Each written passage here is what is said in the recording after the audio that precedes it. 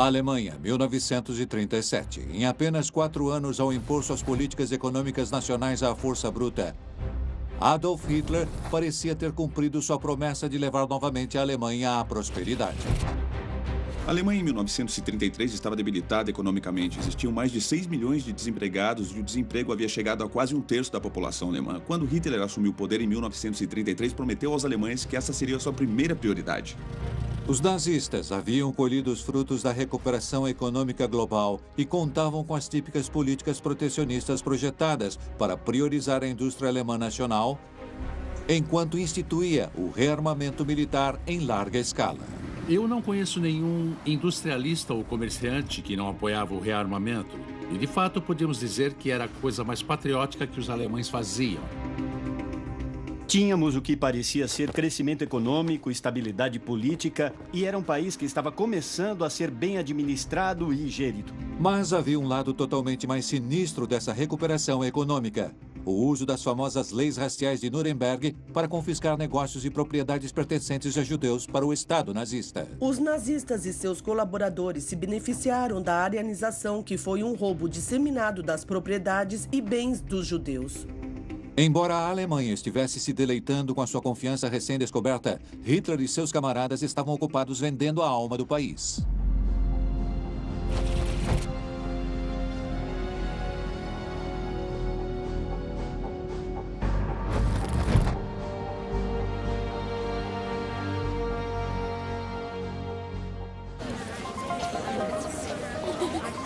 (30 de janeiro de 1933). A Alemanha saudou seu novo chanceler, Adolf Hitler. O imigrante austríaco e ex-cabo do exército havia prometido aos fiéis nazistas que a Alemanha se reergueria e alcançaria posição de proeminência e prosperidade. Mas Hitler não estava satisfeito em estar apenas com o futuro da Alemanha em suas mãos. Ele queria controlar toda a Europa e talvez o mundo inteiro. Quando Hitler chegou ao poder, decidiu convocar eleições gerais, porque queria ver se conseguia maioria no Palácio de Reichstag para aprovar a lei de concessão de plenos poderes e se livrar da democracia. Assim, ele teria em suas mãos todos os poderes do parlamento. Ele queria o poder absoluto, mas para conseguir precisava de dinheiro, muito dinheiro. Em 20 de fevereiro de 1933, Hermann Göring, o presidente do Reichstag, chamou 25 industrialistas e financistas mais proeminentes da Alemanha para participar de uma reunião secreta com Hitler, na sua residência oficial, a fim de discutir o financiamento da campanha eleitoral nazista. Estavam presentes na reunião figuras muito significativas. Estavam Gustav Krupp, Fritz von Oppel, Georg von Schnitzler, Albert Vogler. Eram personagens muito importantes e de peso. Depois que Göring abriu a reunião e fez as apresentações, Hitler tomou a palavra e fez o que fazia de melhor. Ele adulou e convenceu sua plateia e deixou bem claro que ele estava prestes a facilitar a vida de todos eles consideravelmente, contanto que contassem com seus planos e doassem dinheiro. 14 anos depois, nos julgamentos de Nuremberg de 1946, os documentos revelaram a extensão do conluio subsequente dos industrialistas e as contribuições financeiras à causa nazista.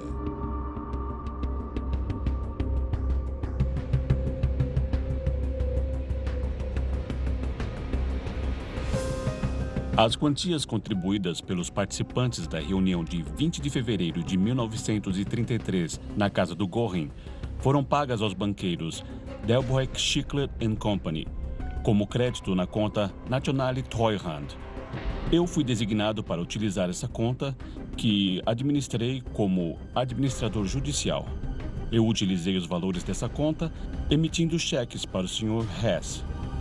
Até agora, eu não sei o que o Sr. Hess fez com o dinheiro. Com milhões de marcos alemães transferidos por Schacht para o líder nazista Rudolf Hess, o partido nazista poderia embarcar em sua campanha eleitoral, confiante da vitória que daria os votos para aprovar a lei de concessão de plenos poderes e assumir o poder absoluto. Essa campanha foi marcada pelo incêndio do Reichstag. Os comunistas foram culpados por tal evento que Hitler usou como pretexto para declará-los criminosos.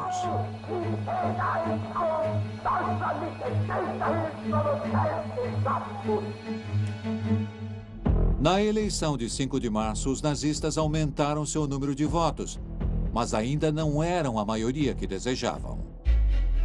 Eles precisavam barganhar uma coalizão no Reichstag.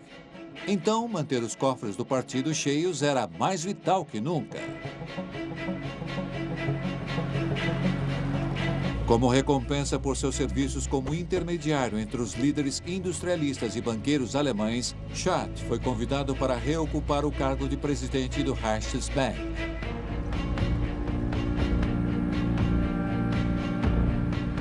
O regime de Hitler precisava de credibilidade desde o começo, e o melhor modo de fazer isso era contratar alguém que tivesse credibilidade internacional. Então, Schacht era um tipo de porta-voz do mundo financeiro conservador e proporcionava credibilidade.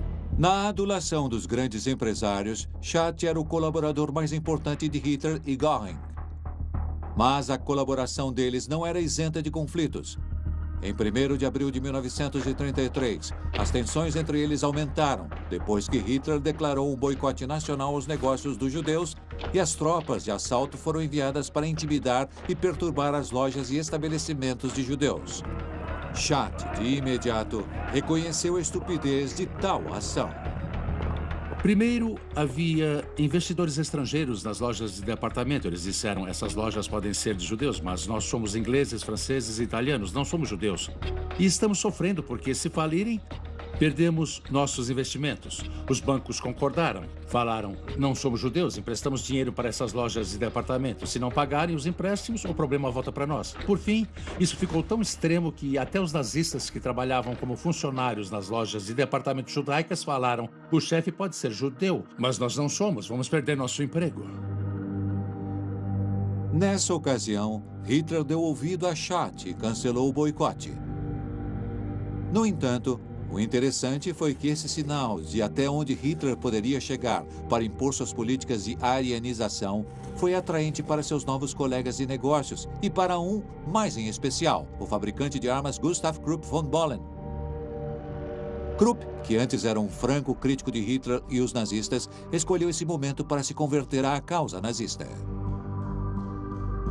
Em 1918, quando sabiam que a derrota era iminente, Krupp e outros industrialistas foram muito bons em tirar suas patentes e seus engenheiros da Alemanha e levá-los para a Espanha, Suécia, para países neutros. E eles até experimentaram novas armas da Rússia comunista. Já havia um acordo secreto de cooperação entre Reichswehr e o exército soviético na República de Weimar. Isso significa que aviões de guerra e tanques também eram testados na União Soviética naquela época, mas o Reich alemão não tinha permissão para produzir por causa do Tratado de Versalhes. Como teve a chance de se encontrar secretamente com Hitler em 13 de fevereiro de 1933, Krupp estava agora convencido do rearmamento iminente da Alemanha em larga escala e da oportunidade de trazer de volta suas fábricas e linhas de produção para dentro das fronteiras alemãs. Poucos dias depois de Hitler assumir o poder, ele fez um discurso para um grupo de oficiais do exército e deixou muito claro que a prioridade número 1 do seu governo era o rearmamento e o exército teria o maior lugar nesse governo. Krupp, como muitos outros empresários alemães, também era um oportunista. Em outras palavras, ele desejava se engajar com o poder público, contanto que não comprometesse seus próprios interesses como empresário. E isso ocorreu. Como empresa de aço e armamentos, Krupp também era um dos que se beneficiaram com o aumento dos gastos do Reich em armamentos. Gustav Krupp já havia doado 1 milhão de marcos para a campanha eleitoral nazista, como sinal de sua boa vontade. Agora, ele queria ir mais longe. Ele revelou a Hitler que suas indústrias estavam prontas para rearmar a Alemanha e contribuir com o partido nazista sem outras condições, a não ser servir e apoiar o Reich de Hitler. Esse foi o começo do pacto diabólico entre a elite nazista, grandes empresários e o exército alemão, os quais controlaram o Terceiro Reich por todo o seu condenado mandato.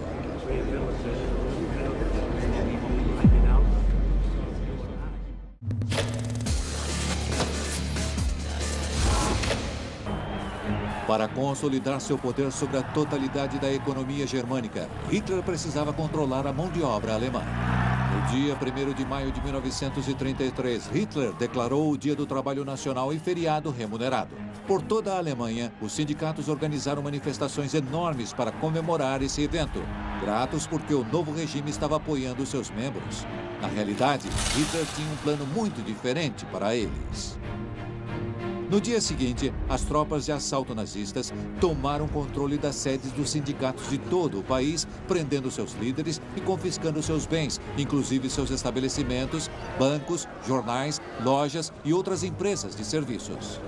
No total, bens no valor de mais de 180 milhões de marcos foram confiscados, tornando-se assim uma das operações mais rentáveis para o regime nazista durante o período de paz.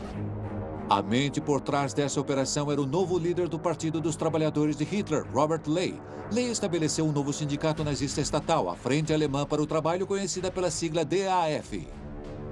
Sob as novas leis trabalhistas, os operários alemães só tinham permissão para pertencerem a esse sindicato controlado pelos nazistas. Apenas no ano de 1934, as taxas coletadas pelo DAF renderam para o Partido Nazista 300 milhões de marcos. Mas sua principal responsabilidade era manter a mão de obra organizada sob o controle estatal. Benefícios, salários mais altos, menos horas de trabalho e greves pararam de ser um problema para os empregadores alemães, quando Hitler cumpriu a promessa de fazer os sindicatos obedecerem à força. Ao mesmo tempo, usando seu novo músculo financeiro, os nazistas decretaram um novo programa de construção e obras públicas, objetivando garantir um emprego pleno. Então, Hitler embarcou numa série de projetos de obras públicas como parte do projeto de recuperação econômica que ele prometeu aos alemães.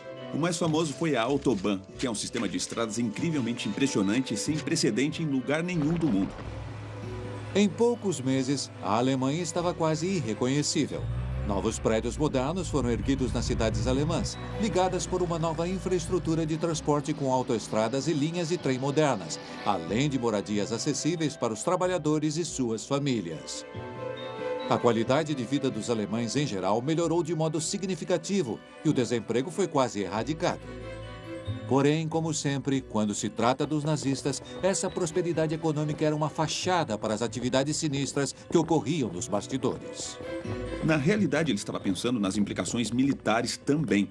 Ter um sistema de estradas incrivelmente sofisticado, no qual é possível transportar produtos e veículos militares rapidamente, era importantíssimo para a Segunda Guerra Mundial do lado alemão. Existia uma conspiração de rearmamento secreto contra o desejo dos aliados e, é claro, as condições da Liga das Nações. E a Alemanha, no começo da década de 1930, estava na Liga das Nações. E também havia a condição do Tratado de Versalhes. Então temos a vontade de Hitler de emergir no mundo secreto para se rearmar. Por precisarem fazer o rearmamento da Alemanha em sigilo, os nazistas tinham que encontrar um modo de ocultar os custos deste vasto empreendimento. Precisava-se desesperadamente de uma nova fonte secreta de dinheiro. Mais uma vez, o confiável Hjalmar Marschott apresentou uma solução engenhosa: a introdução das notas da MEFO. MEFO era a sigla para a Corporação de Pesquisa Metalúrgica, uma empresa de fachada fundada por Schott como um modo de o governo poder aumentar as notas de crédito para as empresas alemãs em troca de títulos amortizáveis do governo. Como em práticas comerciais comuns da economia, eles tinham o prazo de 3 meses. Em outras palavras, o Reich tomou praticamente crédito para financiar contratos bélicos. Essas notas tinham certificado de renovação que poderiam ser estendidos para 5 anos, o que é, na verdade, uma violação aos direitos comerciais. Porém, isso permitiu que o Reich se tornasse formalmente, mas de fato, endividado em longo prazo, sem ter que declarar isso nos registros de débito ou no orçamento imperial. O investimento inicial da MEFO veio de 4 dos maiores fabricantes de armas do país, inclusive Krupp. Essas empresas alemãs não só construíram a máquina de guerra da Alemanha, como também foram um importante participante da marcha em direção ao emprego pleno. Com suas fornalhas funcionando com total capacidade e os negócios a todo vapor, era hora de Gustav Krupp mostrar a Hitler como ele estava grato pelo seu apoio. Ele estabeleceu um fundo fiduciário chamado Fundo Adolf Hitler, no qual ele e seus colegas industrialistas podiam doar parte dos lucros da campanha de rearmamento para os nazistas. No início, essas doações eram consideradas voluntárias. Porém, mais tarde, Krupp ordenou que as doações tinham que igualar a 0,5% dos salários anuais prévios da empresa. Só no primeiro ano somaram-se 30 milhões de marcos. A princípio, Hitler decretou que o fundo criado com seu nome deveria ser usado para financiar apenas o Partido Nazista. Quando Hitler assumiu o poder, ele fez alarde, dizendo: eu não tenho intenções financeiras. Eu não vou aceitar o salário de chanceler. Eu posso usar o dinheiro do Partido Nazista que eu criei e dos direitos autorais do meu livro, Mein Kampf. E certamente Max Amann deixou claro que todos os casais casados iam ganhar um exemplar do Mein Kampf. Isso custou bastante dinheiro, então assim ele juntou enormes quantias. Ele punha os bolsos para fora e falava: eu não carrego dinheiro, não tenho dinheiro. Ele tinha várias pessoas importantes, como Max Amann, que agiam como seus administradores judiciais pessoais. Eles usavam um dispositivo que é pouco conhecido e que é um acordo que pode ser verbal. O acordo não tem que ser um documento escrito. E ele tinha acordos verbais com Max Amann, com seu fotógrafo Hoffman, que administrava mais dinheiro pessoal. Se o editor Max Amann era o braço direito de Hitler no que diz respeito às finanças particulares, seu braço esquerdo era o fotógrafo pessoal Heinrich Hoffmann. Hoffmann gerenciaria a segunda fonte mais importante de renda de Hitler, seus direitos de imagem. Hitler e Hoffmann lucravam com cada cartão postal, foto autografada e imagem impressa em jornal ou revista. Durante os anos de seu mandato, os dois ganharam uma fortuna.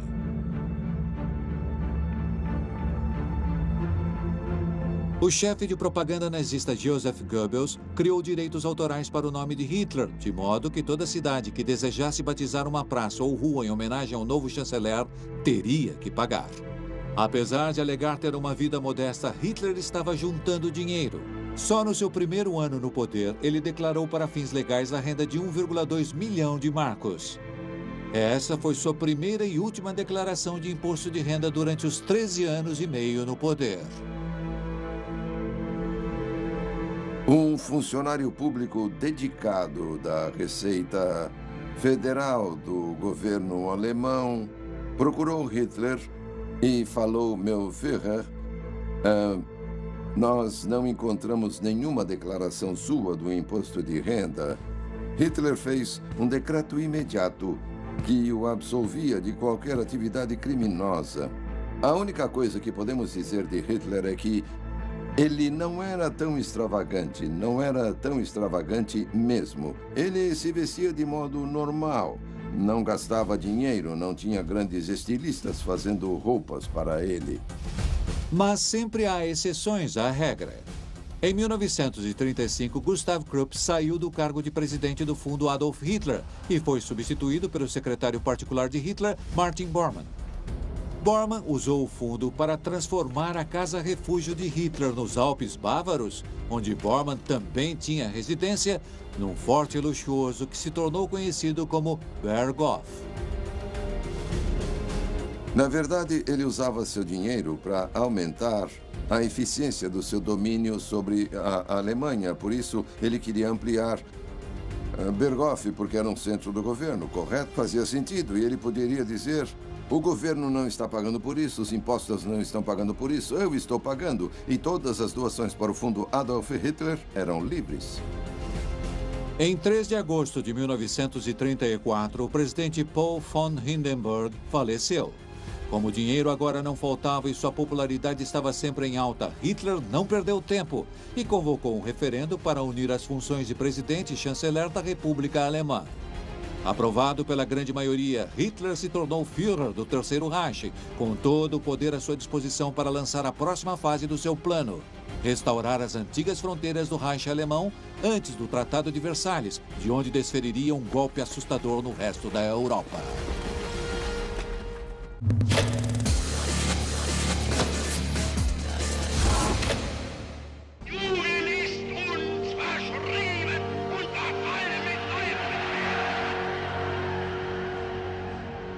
Adolf Hitler agora era Führer, o governante absoluto da Alemanha.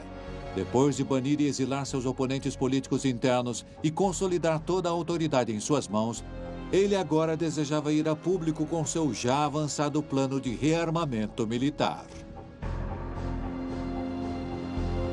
Enquanto adulava os líderes mundiais, garantindo que seu rearmamento não tinha intenções agressivas, ele contava com seu recém-promovido ministro da Economia, Hjalmar Schacht, para abastecer financeiramente o rearmamento em ritmo acelerado. Hjalmar Schacht era, acima de tudo, responsável por garantir o rearmamento alemão na economia externa, fazendo acordos comerciais bilaterais, o que fez como ministro da Economia e também ampliando as obrigações alemãs de pagamento de empréstimos e títulos. Hjalmar Schacht era, de certo modo, o carro-chefe do Reich alemão para os países ocidentais. Schacht era considerado, no exterior, quem poderia, nesse caso, moderar ou até mesmo controlar Hitler e os companheiros mais próximos de Hitler politicamente. Mas isso foi um verdadeiro erro. Em 16 de março de 1935, Hitler reclamou oficialmente o rearmamento da Alemanha, fazendo suas indústrias funcionarem à velocidade total. Além disso, ao aumentar os gastos militares da Alemanha, ele também reintroduziu o alistamento militar. A conscrição foi um importante passo para reduzir o problema de desemprego da Alemanha. Ela retirou milhões de homens do mercado de trabalho, principalmente jovens, e os colocou nas Forças Armadas. Em 1936, a Alemanha alegava que havia reduzido o desemprego para 0%. Alcançou o emprego pleno. Foi um passo importante quando a maioria do mundo ainda lutava com taxas de 2 dígitos de desemprego ou até acima de 20%. Em alguns casos, a Alemanha resolveu esse problema quase da noite para o dia. Tínhamos o que parecia ser crescimento econômico, estabilidade política e um país que parecia ser bem administrado e gerido. E, é claro, 1936 é também o famoso ano dos Jogos Olímpicos de Berlim. E foi um tipo de propaganda fantástica, nós podemos dizer. A Olimpíada de Berlim, em agosto de 1936, foi a vitrine perfeita para exibir uma Alemanha ressurgente e um modo de afirmar ao mundo a intenção pacífica dos nazistas. Em se tratando de impressionar no palco mundial, nenhum gasto foi poupado por Hitler e seu ministro da propaganda, Joseph Goebbels. Eles gastaram mais de 16 milhões de Reichsmarks. Nacionalmente, gastaram cerca de 30 milhões de marcos. Eles, obviamente, fizeram um filme documentário de propaganda incrível chamado Olímpia, dirigido pelo famoso Leni Riefenstahl, e custou cerca de 7 milhões de marcos. Então, são grandes somas, mas para um projeto importantíssimo. E, quer saber, funcionou de verdade para os nazistas. Hitler agora poderia se envaidecer e vangloriar no palco mundial, confiante de que as chamadas grandes potências ficaram intimidadas pela amostra de força e supremacia da nova Alemanha. Ele havia rearmado o país em transgressão direta ao Tratado de Versalhes, com um protesto tímido e sem forças dos aliados ocidentais. E havia imposto as terríveis leis raciais de Nuremberg, sem ninguém levantar um dedo contra. Hitler era intocável. Ao completar um plano econômico de 4 anos com extremo sucesso, Hitler estava pronto para pôr imediatamente em prática o próximo. Mas desta vez a supervisão seria feita por alguém mais próximo ao trono de Hitler, Hermann Göring. O chamado Plano de 4 anos foi escrito por Göring em 1936, com ordens de Hitler. Esse plano era para deixar a economia alemã beligerante em 4 anos, reduzindo importações de matérias-primas e, acima de tudo, investindo em setores econômicos como produção de combustível, com o qual o Reich alemão se tornou mais independente do exterior. Acima de tudo, o objetivo era direcionar produtos escassos, como o aço, para setores que eram especialmente importantes para o armamento. A união da sociedade e do estabelecimento de Göring foi um modo de fortalecer os laços entre o Partido Nazista e uma empresa alemã especialmente influente, o grupo das maiores companhias químicas, a IG Farben. Na década de 1920, a IG Farben era mais ou menos a 40ª, 50ª empresa mais rica do mundo. Em 1942, era a 3ª empresa mais rica do mundo.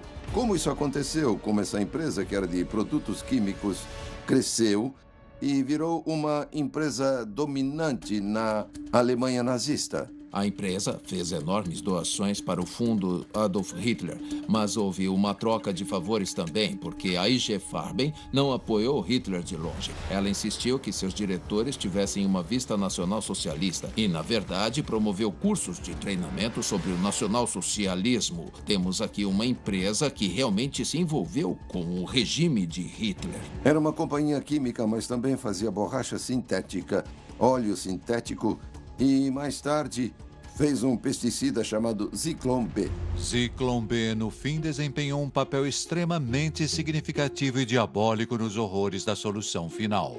O relacionamento entre a IG Farben e os nazistas remonta aos dias anteriores a Hitler assumir o poder, quando a empresa fez contribuições financeiras para as campanhas eleitorais nazistas. Alguns dos seus proeminentes executivos eram membros do partido. Na reunião secreta entre Hitler e os industrialistas líderes da Alemanha em 20 de fevereiro de 1933, o cartel de empresas químicas foi representado pelo membro da diretoria da IG Farben, Georg von Schnitzler. Depois dessa reunião, a IG Farben se tornou um dos principais doadores do partido nazista. A empresa fez enormes doações para o fundo Adolf Hitler, mas houve uma troca de favores também, porque a IG Farben não apoiou Hitler de longe. Ela insistiu que seus diretores tivessem uma vista nacional-socialista e ela promoveu cursos de treinamento sobre nacional-socialismo nos dias de treinamento. Por isso, temos aqui uma empresa que não estava distante. Essa empresa realmente se envolveu com o regime de Hitler. O novo plano econômico de 4 anos aumentou a produção bélica para níveis sem precedentes. Mas nem todo mundo estava impressionado com o trabalho de Hermann Göring. Hjalmar Schacht sentiu que o nazista peso pesado estava se envaidecendo e usando sua posição para se enriquecer e promover tanto quanto a Alemanha. Tudo o que foi conquistado naquele momento com sucesso com o plano de 4 anos foi apenas a continuação das medidas que eu havia imposto como ministro da Economia. No fim de 1937, eu havia ligado essas medidas com o plano de 4 anos e com a indústria, quando a base dos trabalhos de Hermann Göring me pegou totalmente de surpresa.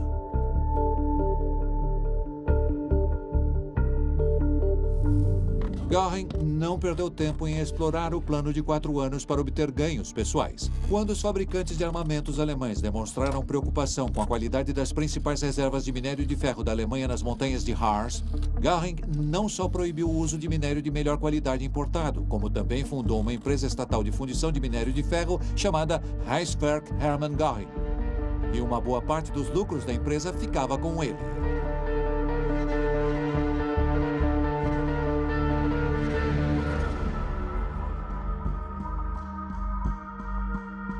Embora vários industrialistas alemães estivessem preocupados com a corrupção e megalomania de Göring, um que não estava e que lucrava ainda mais que Göring era o magnata do aço e carvão Friedrich Flick.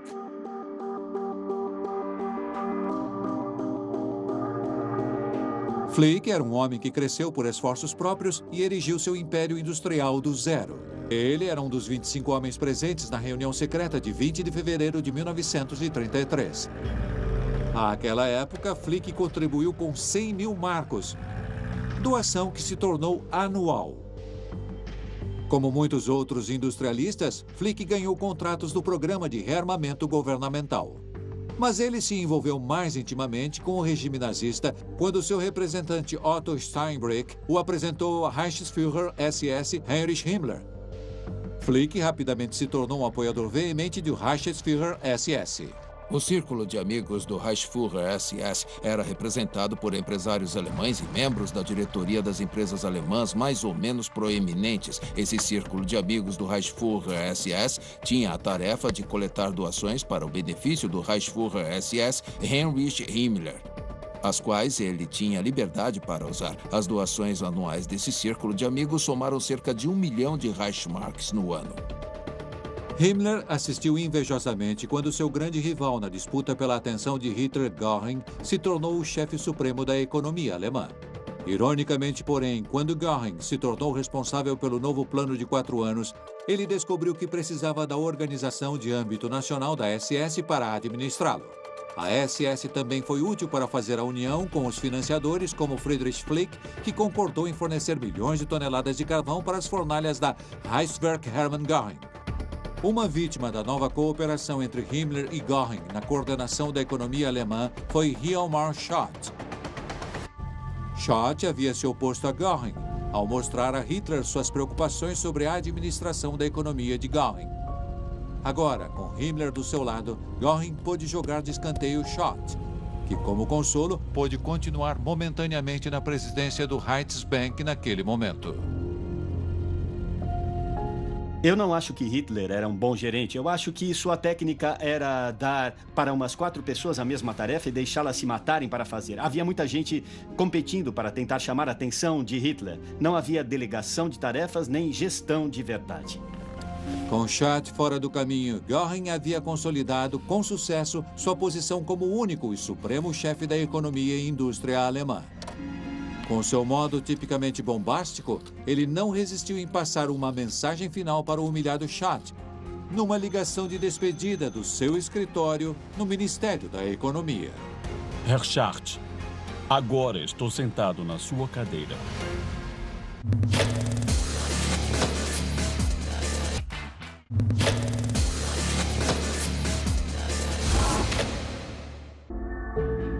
Alemanha, novembro de 1937. Durante o último ano, sua economia em expansão esteve sob o controle de um dos escudeiros mais próximos de Hitler, Hermann Göring. Mas, apesar de sua taxa de crescimento, o país ainda estava em situação difícil por causa de vários problemas importantes. Sua autossuficiência e seu protecionismo resultaram na substituição de matérias-primas importadas de alta qualidade por nacionais de qualidade inferior. E para cumprir as demandas exatas do plano de 4 anos e a taxa de rearmamento, o Ministério das Finanças teve que contrair pesados empréstimos e o país estava agora endividado. Temos que observar o fato de que ele estava se recuperando porque tinha crédito. Ele emprestou muito dinheiro e o único modo de conseguir quitar a dívida era, francamente, através de expansão territorial. Na verdade, isso significava invadir outros países e pilhar. Em 12 de março de 1938, as tropas alemãs anexaram a pequena vizinha Áustria sem disparar um único tiro. Depois de 25 anos longe de seu país natal, Adolf Hitler usou simbolicamente a travessia em Braunau an Inn, sua cidade natal, para fazer sua triunfante entrada. Milhares de austríacos entusiásticos deram as boas-vindas ao filho favorito do país. Houve uma calorosa recepção para os nazistas em muitas partes da Áustria, não só na cidade natal de Hitler, mas em Viena também. Os nazistas foram saudados muito cordialmente em muitos lugares, mas agora dirão, não, nós fomos as primeiras vítimas do nazismo. Além de pessoalmente satisfatório para Hitler, a união de seu país natal à sua nação adotiva, essa anexação foi extremamente vantajosa para a economia alemã e para Hermann Göring pessoalmente. Primeiro, o Reich alemão se beneficiou do ouro e das reservas internacionais da Áustria, que foram imediatamente absorvidos. Depois, o Reich alemão se beneficiou da mão de obra da economia austríaca. Ao mesmo tempo que expandia suas fronteiras e aproveitava os bens dos países vizinhos, o Reich alemão também ampliava suas políticas de arianização, permitindo a apreensão de mais estabelecimentos e economias de judeus.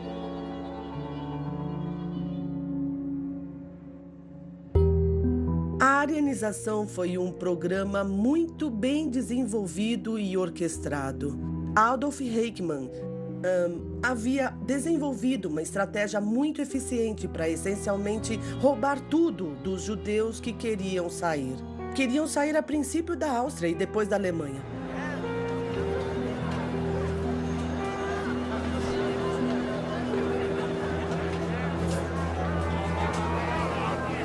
Eles iam ao estabelecimento, podia ser uma loja de departamento, jornal judeu, e falavam, escuta, você tem 2 opções, pode vender para nós por cerca de 1/10 do valor, mas nós lhe daremos o dinheiro e lhe daremos uma passagem para a França. E você ainda pode continuar com seu estilo de vida ou será jogado num campo de concentração. Faça a sua escolha. Na Alemanha foi um processo bem longo, começando em 1933 e ficando mais intenso no decorrer da década de 1930, mas não foi tão imediato. Na Áustria foi muito rápido depois da anexação em 1938 e em poucos meses estabelecimentos foram apreendidos com a arianização e a ação foi completada pelo Escritório de Transferência de Propriedade a partir de 1938.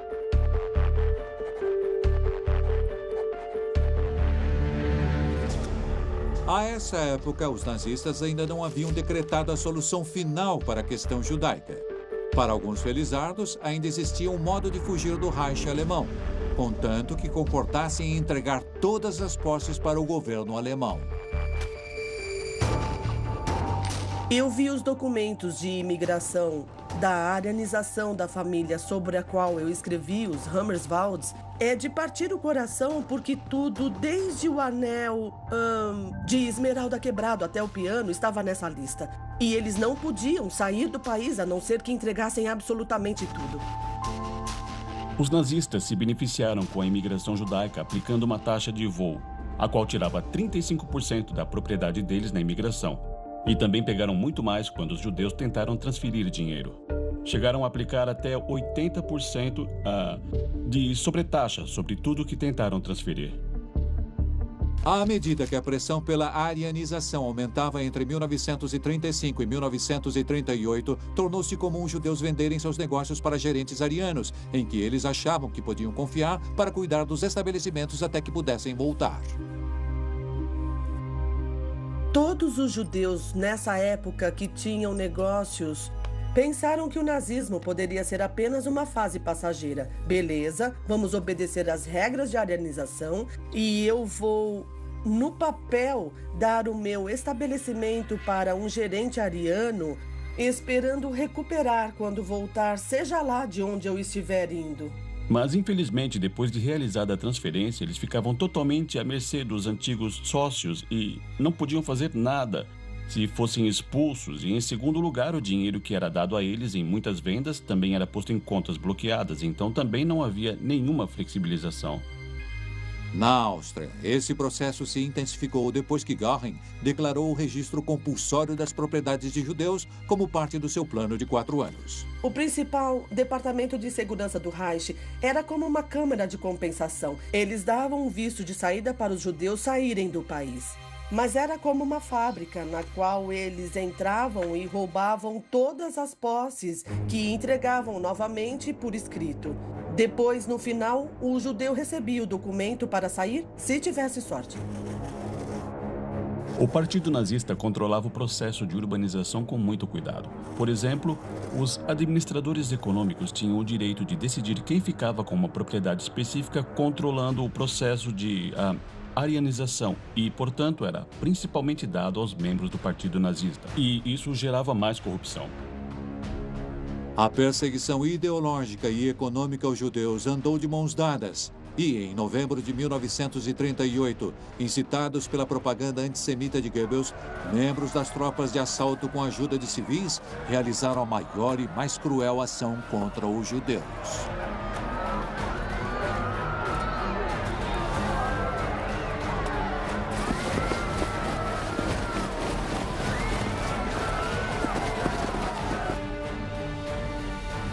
Kristallnacht, ou a Noite dos Cristais. Centenas de propriedades, estabelecimentos e sinagogas judaicas foram sistematicamente destruídas.